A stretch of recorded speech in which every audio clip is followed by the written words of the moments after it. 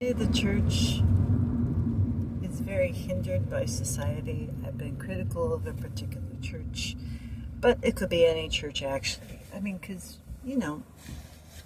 my husband and I, over the years, my family and I have attended many churches, and even my daughters and my oldest son who no longer talk to me, they just don't talk to me because I'm the scapegoat of the family. Oh, you're the truth teller. They're right about some things, folks. Don't get too deep in this YouTube stuff. But if you're the truth teller, you will be scapegoated, you will be ostracized, you will be shunned. That's it. In an Amish community, it's pretty cut and dried, right? But American society, they do the exact same thing. They scapegoat you, they ostracize you. Wow. All the blame is placed on me. It's not fair. Okay, yeah, I'm saying it's not fair. I mean, yes, in psychology, there is such a thing as a person being scapegoated. I mean, please, my brother, either somebody pushed him off a building or he killed himself. It's like, I don't have any guilt or I bear no responsibility for that whatsoever. Was I the nicest sister? No, I would slap him. Sometimes I would, because I was like, oh, you're the babysitter. You have to do this job. And, that's it. You have to do this. I know, because mom and dad were too cheap to hire a proper babysitter, but there were no proper babysitters. They weren't nannies. They weren't professionals. They weren't licensed. They were just like people living in the neighborhood, like, oh, this looks like a great person to watch my child, who I've only had a conversation with for 5 minutes. I really don't think I was molested or anything like that. I actually don't. I mean, I've thought about it. There are no memories coming back like something bad happened to me. But goodness, it could have happened to me. Something bad could have happened to me. You just put your daughter in the hands of complete strangers? Not just once, not just twice, but, many, many, many times. I actually don't know. But it's economics, folks. It's economics. I understand that. So my brother was really anti-Christian. He was really anti-God toward the end of his life. I mean, he just was. I remember he was an exchange student in Germany for a while. I tried to evangelize him. It's like trying to evangelize like a king cobra. He's like spitting mad. Oh, okay, thank you. I thought I was supposed to be evangelizing my family members. Well, where did he get that from? Oh, he got it from my parents. They're hostile to religion too. But your mother attends a church. Yeah, but she doesn't take it seriously. I said, Mom, why don't you fellowship with the people after church is over? She's like, I don't want to talk to those people. Why do you go to a church with a bunch of people that you hate? There's something wrong with this picture. That was when Mom was attending the Catholic Church. But, to be honest, folks, and it's all about being honest, but my perspective is limited because my experiences are limited, and of course, I'm sorry for the things I've done wrong. I can't right the wrongs that I've done. If I somehow, made my brother unhappy as a kid, but I left home when I was 17. My parents said, don't let the door hit you in the butt on the way out. And, the kid was probably about 7, so it's like I couldn't have screwed his life up that much. Really? Most of your developmental years, half of them, his early years, were spent, at the YMCA. Cheap babysitting in Mansfield, Ohio. Fine, I didn't say that they were bad people, but it's like, okay, because my sister was left to babysit me a few times, and she kind of was a little strict with me and modeled the behavior that her own babysitters employed with boys who were hyperactive. Yeah, I did that, and I'm sorry about that, but am I like a person who's like responsible for him becoming like this heavy metal aficionado and hating God and then getting involved with foreign people? In fact, my father told me this after my brother died. Whether he killed himself or somebody killed him, we don't know. It's like we don't know. Will we ever know? I mean, we'll know eventually. He got mixed up with some really bad hombres, I tell you. And they weren't from Mexico. They were not. But they were bad hombres just the same. He actually told my parents, you are nothing. You are absolutely nothing. Because he's hanging out with these foreign people who are very, very snooty and snobby. And I would say caste conscious, but they weren't from India. Because, what? It's just really crappy influences. Don't blame me. Because, well, I had to watch my brother. I didn't hate my brother. I tried to be nice to him. But my dad wasn't very nice. That's why you couldn't trust him to watch my brother. He beat the living daylights out of him. He would have. And everybody who knows my dad or knew him in his latter years knows that he would have beat the living shit out of my brother. If provoked, he would have done that. And perhaps he did a few times. I don't know. So don't blame me. Don't blame me for these problems.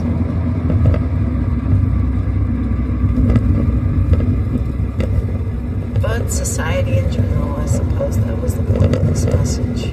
What, we're not supposed to talk bad about the dead. Well, I don't know that my father wasn't. I mean, I have my little suspicions, that he was part of the MK Ultra program. And they don't want to talk about it. I saw a Canadian documentary about it. I can't get away from this place. Darn it, I keep trying to drive home and I keep ending up in this place. Okay, so I'm going to have to turn around. I keep making the wrong turn. That's okay. I've inherited my dad's unerring sense of misdirection. Yes. You keep going the wrong way. Yes. I am Daddy's girl.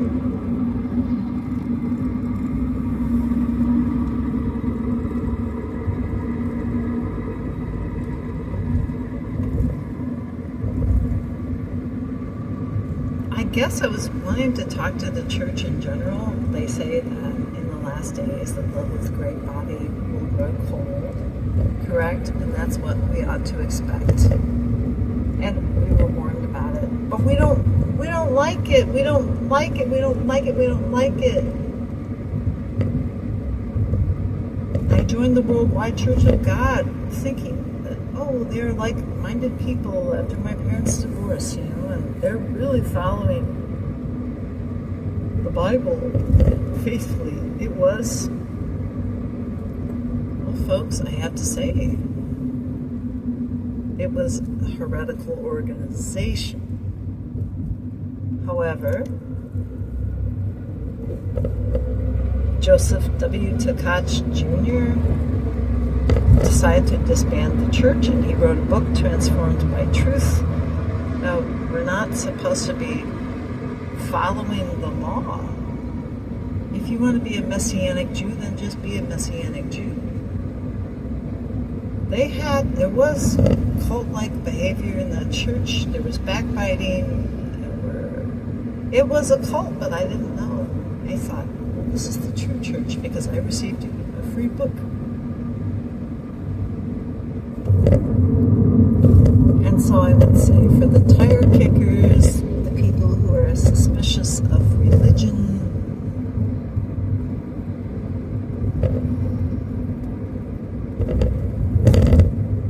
I don't know. When you go shopping for a car, do you kick some tires? That's what we say in America. America. Like, if you're a tire kicker, you're like, okay, are these tires good? You know, if you're going to buy this car, we want to know what's wrong with this thing. Is it got a major defect? And in fact, some of the most embracing churches and denominations could be amongst the most heretical. I felt very welcomed and ardently loved. In fact, I wrote to the church and they said, well, because you're a minor, I was like 15 or maybe, 14. We can't take you to church without your parents' permission, but apparently my parents gave them permission, and so they would pick me up in a luxury vehicle. And I remember the guy saying to me, it kind of strikes me as odd at the time. I'll bet you never rode in a Mercedes before. They're going to pick you up in a Mercedes. I'm like, well, my parents, it's not that they didn't have the means, they just didn't know how to manage their means, you know what I'm saying? They could have bought a Mercedes.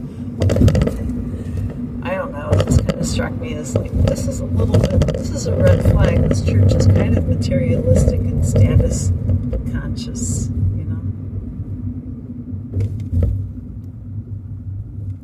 And I never felt so alone as in that church. Basically, if you're a young girl, you're on a meat market. And I remember I was a little bit overweight at the time, and nobody wanted to talk to me. This whole thing, we're meeting a Shriners facility in Columbus, Ohio. That one of the people made a comment, you know why people didn't like me? Because I was too fat. It's like, well, she's pretty, she's intelligent, but she's too fat. Don't you hate that? It's terrible. It's not like I was horribly, extremely, morbidly obese, but I was I was fat. When I was a kid, I ate a lot. My dad ate. I ate. We just eat. We eat our anxieties away. Yeah, that's the way we do it. That's the way we roll. Yeah. And you're going to get some rolls, believe me. Not where you want those rolls. You want the rolls on your plate, not on your body. So I understand it. I just say, why surrender? Why just say, well, I really want to aspire to the Lizzo physique. No, I don't want to. Okay, I'm sorry. I didn't mean to hurt anybody's feelings. Anyway.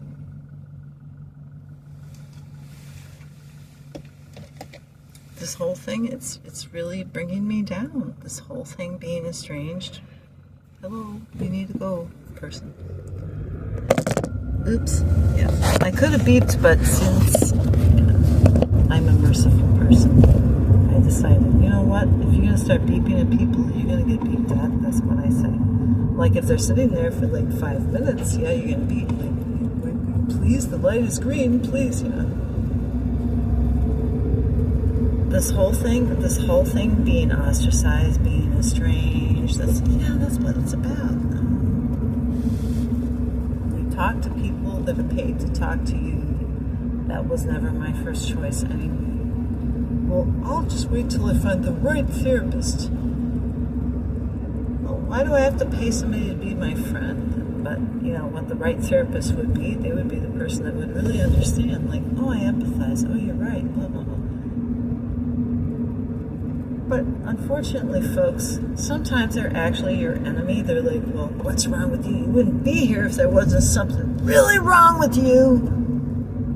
And I'm just gonna pounce like a little spider. As soon as I have you in my web and you feel comfortable, I'm just gonna pounce. And I'm gonna suck the life out of you like a spider. I'm gonna sink my little therapist fangs into you. Yes, exactly. Well, that's my, goodness gracious. The helping industry? when I was looking to get a graduate degree after having graduated from the Ohio State University, I sincerely I thought I should do something more. I'm intelligent. I kind of want to impress my parents a little bit, which is always a mistake because you can never do that, because my brother was the golden child until he died. You know, he was the golden child. I used to be the golden child, and then he was the golden child. And so I thought, you know, should I do helping? Should I be a counselor? Should I go into business? Yeah, because I married into a business family, and I was doing just, you know, do you do weird things? Like, I thought, like, if I would see a sign, like if a dove would land on the roof, that means I'm supposed to go into counseling. I'm supposed to go.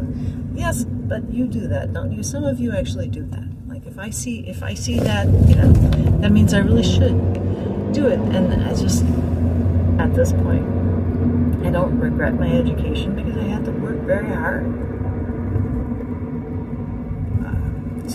to obtain those degrees that I'll say earned. I mean, sometimes we're overly modest. I did earn two degrees from Liberty University, and I worked very hard. I wrote all of my own papers. There was no chat GPT. I wrote all of them. Most of the time I got A's, but was a little bit lackluster in terms of the actual accounting component of the MBA. They should have been more math heavy. I mean, I don't deserve an MBA because they didn't put me through a rigorous math sequence. However, I feel that the writing requirements were quite rigorous. In fact, I was a graduate writing tutor. And I really wanted to help people. However, looking back, folks, really being honest, I shouldn't have done that. I should have totally focused on my family, been the present mother, not the mother who has an online job, who can't even have enough time to even go to church. I mean, that was the thing. I'm getting degrees from a Christian university. I have an online job with the university. And I'm doing my coursework, which I felt was rigorous, folks. I felt that the professors were generally very good.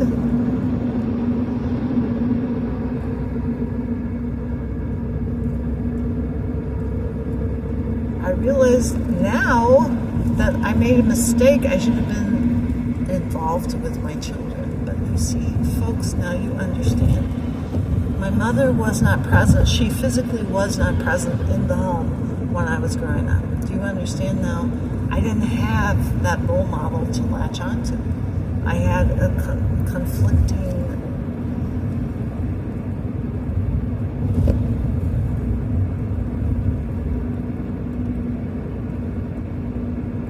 impulses. I don't know. Impulses isn't the correct word. Conflicting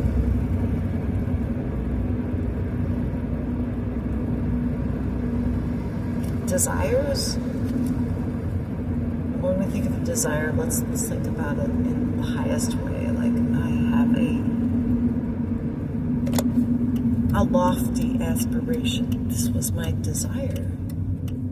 I thought I should be like my mother, but nobody can replace my mother, because my mother was super intelligent, super socially successful, physically much taller than me. You know, just everything I don't have, she had. She had the skills, she had the intellect, she had the respect. She had everything that I just, being a stay-at-home mama, I didn't command respect the way my mother did. I think the physicality is part of it. You know, don't call it racism, folks. My mother was just tall, like the girl from Ipanema. You know, tall and tan and... Did I sing that yesterday? Young and lovely, the girl from Ipanema goes a-walking. She was, to me, she was just beautiful. She really was. She didn't realize how beautiful she was. She had such a traumatic childhood and experience, even in college. She was really abused in college. Let me tell you something, she wouldn't mind my sharing this with you. Am I speaking loud enough? I'm sorry, the road is bumpy. She wanted to be a nurse, so she went to a school with Catholic nuns running the place. And when the nuns, who were very strict, told her she's not allowed to go to her grandfather's funeral, that was the deal breaker for my mother. So then I think she went to Bowling Green, I don't know, yes, she went to Bowling Green State University, not to disparage university, and then she got involved with the sorority. And you know the Eagles song, the Greeks don't want no freaks. They made her into an immoral sorority person. All my mother wanted was acceptance, because she hadn't had it in high school. Because, you know, she was a nerd, she was smart, she had glasses, she was tall. I mean, her feet were not small, you know what I'm saying? All the things that would make people really not like you in high school. She said those things didn't matter once I got to college. She felt liberated, but at a cost, at a price, she had to compromise her morality.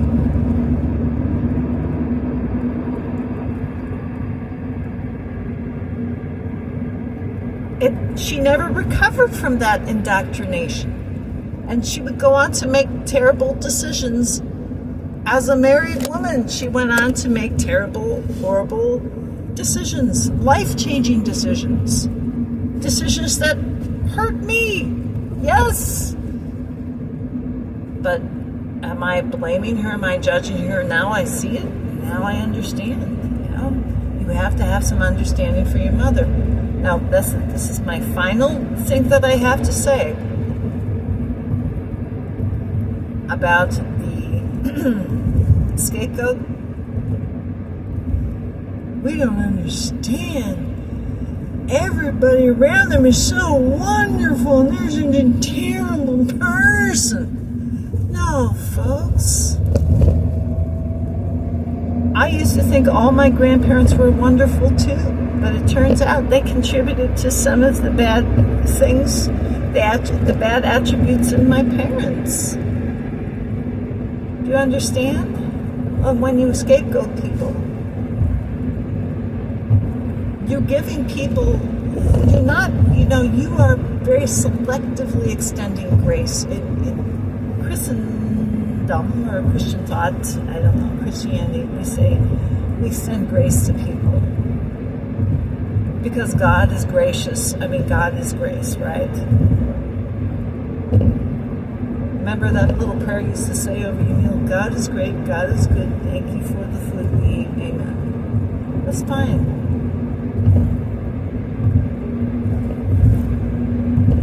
He's so nice, I mean, he's so gracious. Why are Christians not reflecting the grace of God? That's what I want to know, folks. Because the scapegoat certainly needs your grace. The pariah certainly needs your grace.